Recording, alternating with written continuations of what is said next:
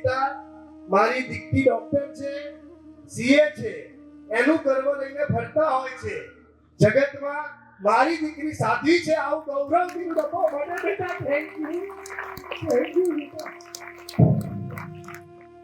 પુષ્કરાવર્ત બનીને વરસી ગયો. અંધારું હતું, મેં દીવો માંગ્યો. તું સૂર્ય બનીને ચમકી ગયો. થાક્યો હતો, છાયો માંગ્યો. તું નંદનવન બની મહેકી ગયો. અટવાતો હતો, મેં માર્ગ માંગ્યો. તું મંઝિલ બનીને આવી ગયો. તું મંઝિલ બનીને આવી ગયો. શત્રુંજય મંડન શ્રી આદિનાથાય નમઃ. गिरनार मंडन बाल ब्रह्मचारी श्री देवीनाथाय नमः. संखेश्वर मंडन श्री पार्श्वनाथाय नमः. धर्मे दिधेला धन सजन हो, धर्मना चरणे धरू. श्री धर्मના ઉપકાર હું ક્યારે પણ ન વિસરું. એવા અમારા ગૃહાધિપતિ 317 વર્ષ પ્રાચીન શ્રી ધર્મનાથ ભગવાનના ચરણોમાં કોટીશ વંદન. સુરી પ્રેમ ભુવન ભાનુ જય ઘોષ રાજેન્દ્ર જીતેન્દ્ર સુરી સદગુરુભ્યો નમઃ. જેમને ડિસ્ક્રાઇબ કરવા જાઉં તો ડિક્શનરીનો હરેક વર્ડ ઓછો પડે. 451 દીક્ષા પ્રવાતા સુરી પ્રેમ લબ્ધ પ્રસાદ દીક્ષા દાનેશ્વરી પરમ પૂજ્ય આચાર્ય ભગવાન ગુણરત્ન સુરીશ્વરજી મહારાજ સાહેબના ચરણોમાં કોટીશ વંદન. જેઓના શ્રી વરદ હસ્તે મળશે મને રજોહરણ. જેઓના ભક્ત સમ હૃદયમાં સદાય પરમાત્મા બિરાજમાન છે અને જેઓ ભક્તો માટે સુરતમાં બિરાજમાન સાક્ષાત પરમાત્મા છે એવા વૈરાગ્યવાદી પરમ પૂજ્ય આચાર્ય ભગવાન કુલચંદ્ર સુરીશ્વરજી મહારાજ સાહેબના ચરણોમાં કોટીશ વંદન. પ્રવચન પ્રવાહક મારા તારણહાર શ્રમણી ગણનાયક પરમ પૂજ્ય આચાર્ય ભગવાન રશ્મિરત્ન સુરીશ્વરજી મહારાજ સાહેબના ચરણોમાં કોટીશ વંદન. જેઓ છે અહંકાર અને ઈગોથી ઓલવેઝ ફ્રી, જેમના સુવિશુદ્ધ એવા સંયમના રૂટ્સ ઉપર ઊભા છે અનેકોના સંયમથી એવા 472 શિષ્યોના ગુરુ મૈયા પરમ પૂજ્ય પ્રવર્તિની સાધ્વીજી શ્રી પુણ્યરેખા શ્રીજી મહારાજ સાહેબના ચરણોમાં કોટીશ વંદન. જેઓના માથે છે ઓલવેઝ આઈસ ફેક્ટરી અને જીભે છે શુગર ફેક્ટરી, જેમની $1 મિલિયન સ્માઇલને જોઈને આધિ વ્યાધિ ઉપાધિ ક્ષણ માત્રમાં દૂર થઈ જાય, જેમની હું 111ની શિષ્ય બનવા જઈ રહી છું એવા મારા ગુરુદેવ પરમ પૂજ્ય સાધ્વીજી શ્રી હર્ષિત રેખા શ્રીજી મહારાજ સાહેબના ચરણોમાં કોટીશ વંદન. અમારા ઘરેથી દીક્ષિત મારી ફિયા મહારાજ સાહેબ, હિતાર્થી રેખા શ્રીજી મહારાજ સાહેબ અને માસી મહારાજ સાહેબ નિજાનંદ રેખા શ્રીજી મહારાજ સાહેબના ચરણોમાં કોટીશ વંદન. હવે આ તો શ્રી લાલ બંગલા જૈન સંઘ છે, માટે આપ સૌ એવું તો નહીં જ પૂછો કે વાય દીક્ષા, બટ ઘણા એવું પૂછે છે વાય સો અર્લી. આનો જવાબ પરમ પૂજ્ય આચાર્ય ભગવાન સોમદેવ સુરીશ્વરજી મહારાજ સાહેબ નિધિ વાક્ય અમૃત ગ્રંથમાં કહે છે, અવશ્યમ કર્તવ્ય કાલમ ન યાપ્યત, એટલે કે અવશ્ય કાર્યમાં વિલંબ ન કરવો જોઈએ. સર અત્યારે કરડ્યો છે, દવા લેવાનું કામ કાલ ઉપર રાખીએ તો ઘરમાં આગ અત્યારે લાગી છે, પાણી નાખવાનું કામ કાલ ઉપર રખાય ખરા? અટેક અત્યારે આવ્યો છે, હોસ્પિટલ જવાનું કામ કાલ ઉપર રાખીએ તો જ્યારે સેકન્ડે સેન્સેક્સ ઉપર નીચે થાય તો શેર વેચવાના ખરીદવામાં ડીલે કરાય? તો message is clear. Top most priority વાળા કાર્યને ફર્સ્ટ પ્રેફરન્સ આપવું જ પડે. જો ન આપીએ તો મોટો લોસ ફેસ કરવા રેડી રહેવું જ પડે. There is no other option.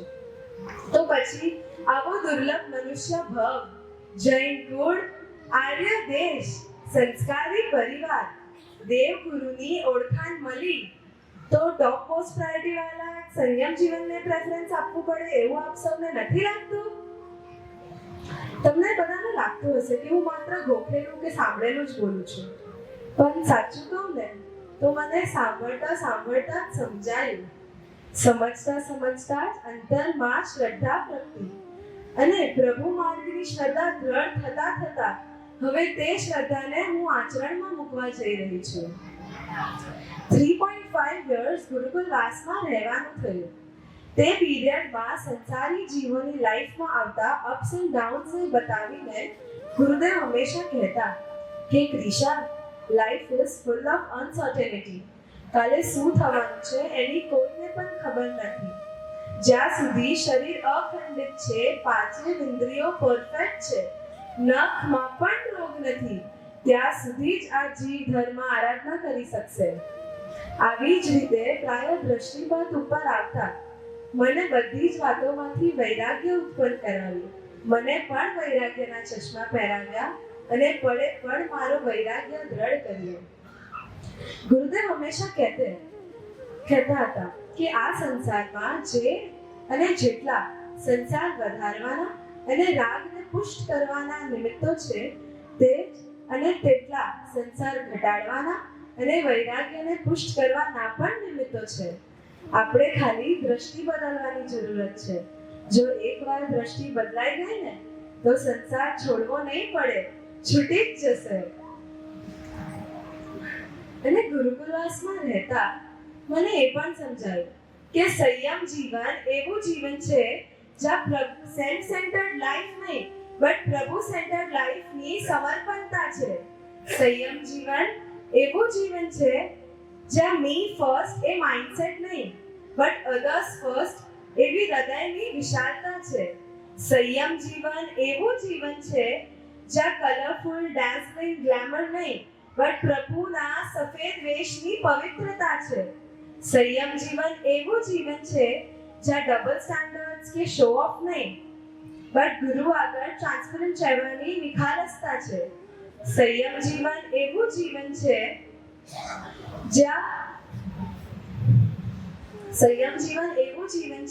જ્યાં કોમ્પિટિશન નહીં બટ સર્વજીવ મૈત્રીની નિર્મલતા છે. દેવોને પણ દુર્લભ એવો સંયમ જીવન જો મારા માટે આજે સુલભ બન્યો હોય ને તો એનું મેઇન ફેક્ટર છે મારી ફેમિલી.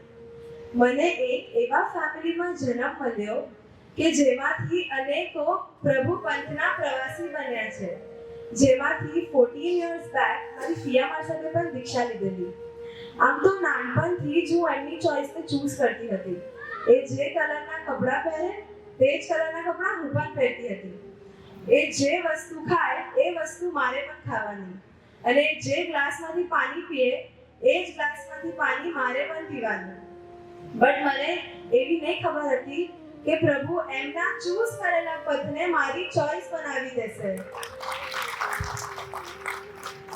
નાનપણથી જ મેં એક વસ્તુ જોઈ છે કે મને કંઈ પણ વસ્તુ જોઈએ ને અને ડેડીને કહું તો 1-2 દિવસ તો ડીલે થાય જ અને કંઈ પણ ઇન્સ્ટન્ટ જોઈએ અને દાદાને કહું તો તરત હાજર થઈ જાય. દાદા, તમે તમારું બધું કામ પડતું મૂકી સૌથી પહેલા તમે મારું કામ કરો છો અને બધા માટે નહીં, બધા માટે બધું જ કરો છો તમે, એસ્પેશિયલી મહાત્માઓ માટે. મહાત્માના શબ્દે તમારા પગ દોડે છે. તમારો વારસો ભલે બીજા બધાને મળે પણ મને તો તમારા આ ગુણનો જ વારસો જોઈએ છે. બસ મને એવા આશીર્વાદ આપજો કે તમારા જેવું વયાવચનો ગુણ મને પણ આવે અને મહાત્માના શબ્દે મારા પણ પગ દોડે. દાદી, તારો તો મારી લાઈફમાં ડબલ રોલ છે. તું તો મારી દાદી તો છે જ પણ સાથે સાથે મારી ફ્રેન્ડ પણ છે. લાઈફની કંઈ પણ નવા જૂની હું તારી સાથે શેર કરતી હતી. આટલી એજ ગેપ હોવા છતાં પણ તું મને અન્ડરસ્ટેન્ડ કરતી હતી. એવી કહેવત છે કે મૂડી કરતાં વ્યાજ વધારે વાલું હોય અને આજે તારું આ વાલું વ્યાજ પ્રભુના ચરણે સમર્પિત થવા જઈ રહ્યું છે. બસ મને એવા આશીર્વાદ આપજે કે તારા જેવી અન્ડરસ્ટેન્ડિંગ અને વાત્સલ્ય મને બીજા મહાત્માઓ માટે પણ આવે, જેની સાથે લાગણીઓ ઘણી છે અને ઝઘડા પણ ઘણા છે. દેશના ચલાતા તું મેરા ચાંદ હૈ, तू ही रहना है,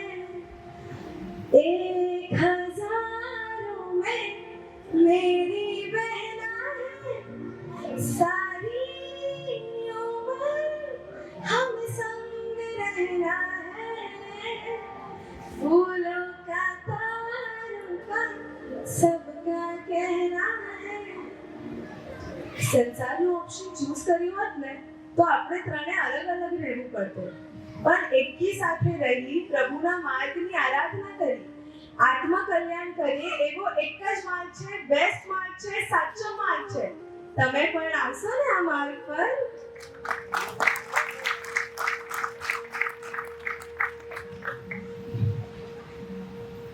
હવે બેસ્ટ ફોર ધી લાસ્ટ. મને લાઇમલાઇટમાં આગળ કરીને મારી લાઈફના ટ્રુ ડિરેક્ટર્સ મમ્મી પપ્પા. મને એક એવા પિતા મળ્યા છે જેમને આટલા યર્સથી અખંડિતપણે સામાયિક કરીને ક્ષમતાને ઘૂંટી છે. મને એક એવા પિતા મળ્યા છે કે જેમની ધર્મનાથ પ્રભુ અને વાસુપૂજ્ય સ્વામીની અખંડિત ભક્તિના બળે જ હું આજે આપ સૌની સમક્ષ ઊભી છું. મને એક એવા પિતા મળ્યા છે કે જેમના જીવનમાં ફેવરેટ જેવો કોઈ શબ્દ જ નથી. એમનું ફેવરેટ ફૂડ, ફેવરેટ કલર એ શું છે મને ખબર જ નથી. પપ્પા, બસ મને એવા આશીર્વાદ આપજો કે જેમ તમે અખંડિત સામયિક કર્યા એમ સંયમ જીવન લઈ હું પણ અખંડિત ક્ષમતા રાખું. બસ મને એકલા આશીર્વાદ આપજો કે જેમ તમે ધર્મનાથ પ્રભુ અને વાસુપૂજ્ય સ્વામીની અખંડ ઉપાસના કરી એમ હું પણ સતત પ્રભુની આજ્ઞામાં રહી એમની આરાધના કરું. બસ મને એકલા આશીર્વાદ આપજો કે જેમ તમારા જીવનમાં ફેવરેટ જેવો કોઈ શબ્દ જ નથી એમ મારી લાઈફમાં પણ ફેવરેટ જેવો કોઈ શબ્દ ના રહે. તમે તો કેટલી વાર કહ્યું, ત્રિષા રેડી ને? મોબાઈલ યાદ નહીં આવશે ને? ફ્રેન્ડ સાથે ફરવું યાદ નહીં આવે ને? પાક્કું દીક્ષા લેવી છે? પાક્કું જવું જ છે? પપ્પા, ડોન્ટ વરી, તમારી દીકરી છું. સિંહની જેમ નીકળીશ, સિંહની જેમ પાડીશ.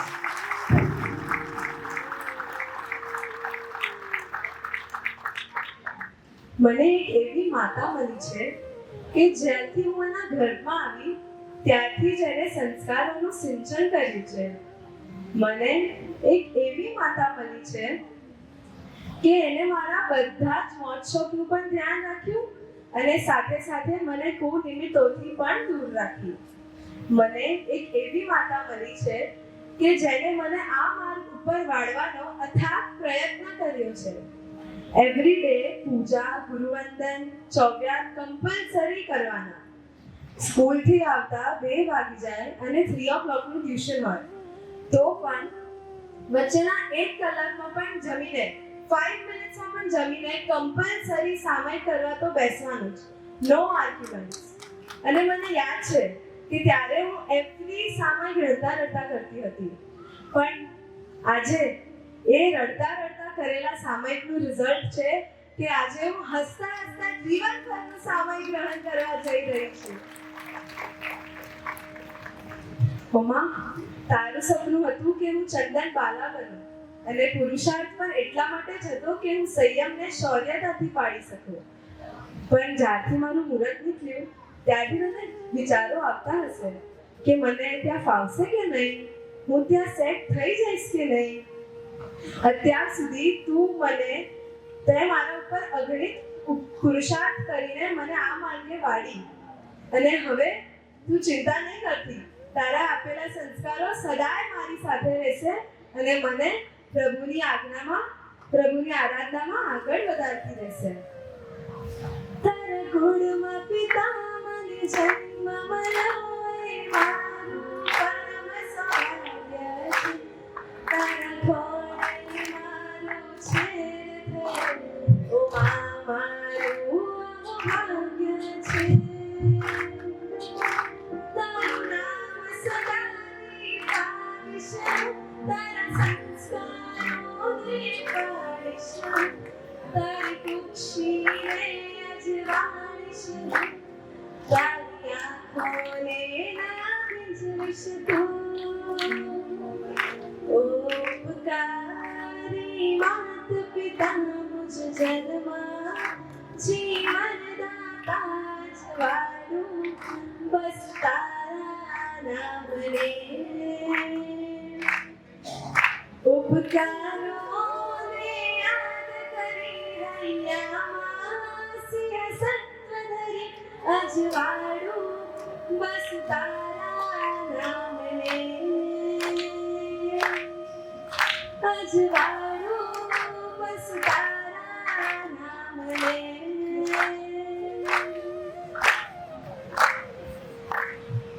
જે જીવનથી 14 રાજલોકના તમામ જીવોને ખુશી મળે છે જે જીવનથી 14 રાજલોકના તમામ જીવોને અભયદાન આપવાની તક મળે છે જે જીવનમાં પોતાના જીવનનો નહીં બટ બીજાના જીવનનો વિચાર પહેલો છે જ્યાં નથી કોઈ આરંભ જ્યાં નથી કોઈ સમારંભ જ્યાં નથી કોઈ આરંભ જ્યાં નથી કોઈ શુભારંભ બસ અને ત્યાં છે બસ પ્રભુ સાથેના સંબંધનો શુભારંભ એવા સંયમ જીવનને હું સ્વીકારવા જઈ રહી છું બસ 25મા તીર્થંકર સમાન શ્રી સંઘથી હું એવા આશીર્વાદ માંગુ છું કે જે છોડીને જાઉં છું એ કદી યાદ નહીં આવે અને જેના માટે છોડું છું એ કદી ભૂલાય નહીં બસ ખૂબ અંતરના આશીર્વાદ આપજો કે મારું સંયમ જીવન ખૂબ સરસ જાય